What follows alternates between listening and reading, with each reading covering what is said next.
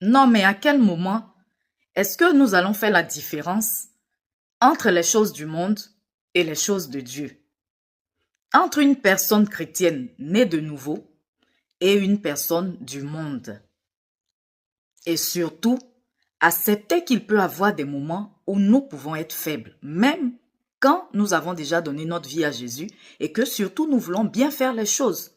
Mon frère, ma sœur, acceptons de le dire, acceptons-le. Je peux être faible, tu peux être faible.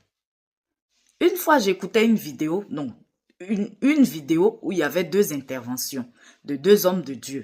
Bon, je vais dire deux hommes de Dieu.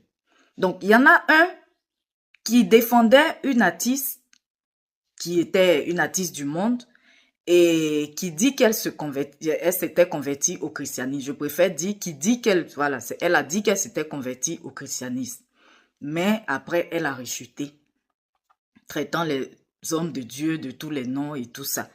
Et elle est retournée dans le monde faire ce qu'elle faisait avant.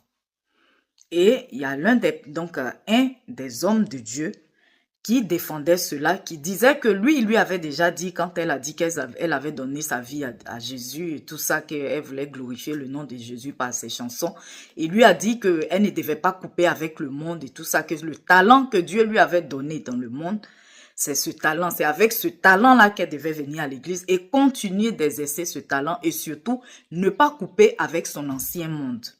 Et il y a un autre homme de Dieu qui n'était pas vraiment d'accord, et je partage cela, qui disait que on ne peut pas utiliser le talent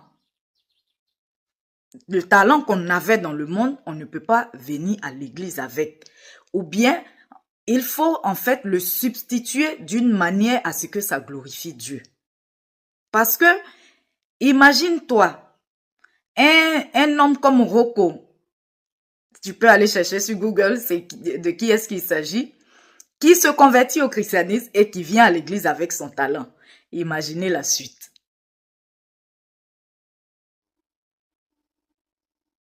Mon frère, ma sœur, désormais je suis en Christ, je suis né de nouveau. J'ai donné ma vie à Jésus. Donc, je vais maintenant te parler de la parole de Dieu. Alors, je vais t'inviter à prendre ta Bible. Nous allons lire Galates 5 à partir du verset 16. Pendant que tu es en train de prendre ta Bible, laisse-moi, voilà, donc, allumer ma cigarette. Prends ta Bible, je t'attends, nous allons lire le texte.